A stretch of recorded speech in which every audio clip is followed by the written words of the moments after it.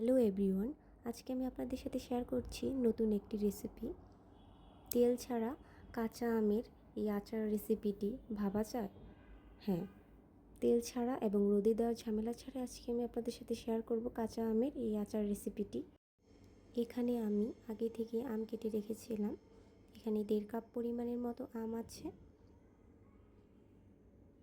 আপনারা এখানে আমের সাইজগুলো এরকম চিকন করে কেটে নেবেন। আপনারা চাইলে গ্লিটারের বড় পাশটা দিয়ে গ্লিট করে নিতে পারেন। চলুন তাহলে আজকের রেসিপিটি শুরু করা যাক। প্রথমেই এখানে আমি ফ্রাই প্যান নিয়ে নিয়েছি। ফ্রাই প্যানটি গরম হয়ে আসলে এখানে 4টা শুকনো মরিচ দিয়ে দিচ্ছি। অবশ্যই চুলার আঁচটাকে এই পর্যায়ে লো আঁচে রাখতে হবে। আঁচটা কোনোভাবেই বাড়ানো যাবে না, নয়তো পুড়ে যেতে পারে। সাথে 2 টেবিল চামচের একটু বেশি পাঁচফোড়ন দিয়ে দিচ্ছি। এগুলোকে এবার ভালোভাবে ভেজে নেব। আপনারা চাইলে আলাদা করে ভেজে নিতে পারেন। আমি শুকনো মরিচ এবং পাঁচফোড়ন দুটো একসাথে ভেজে নিচ্ছি। অনবরত নেড়ে নিতে হবে, নয়তো পুড়ে যেতে পারে। এই পর্যায়ে শুকনো মরিচ এবং পাঁচফোড়ন নামিয়ে নিব। আজকের এই মশলাটি আমি পাটায় গুঁড়ো করে নিচ্ছি। আপনারা ব্লেন্ডারে ব্লেন্ড করে নিতে পারেন, তবে পাটায় বেটে তৈরি করলে আমার কাছে বেশি ভালো লাগে যে কোনো ধরনের মশলাই।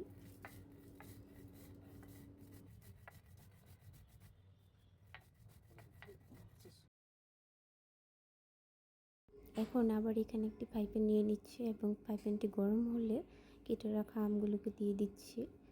এই পর্যায়ে চুলার আঁচটাকে লোতে রাখতে হবে এবং সাথে 1 কাপ পরিমাণ চিনি দিয়ে দিচ্ছি।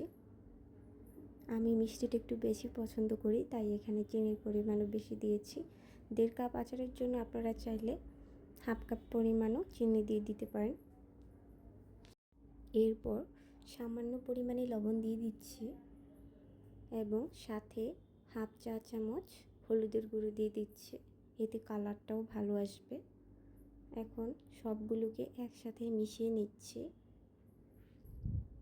এই পর্যায়ে চুলার তাপটাকে অবশ্যই লো আঁচে রেখে এগুলোকে অনবরত নাড়তে হবে। এক পর্যায়ে নাড়তে নাড়তে দেখতেই পারবেন চিনি থেকে পানি বের হয়ে আসছে।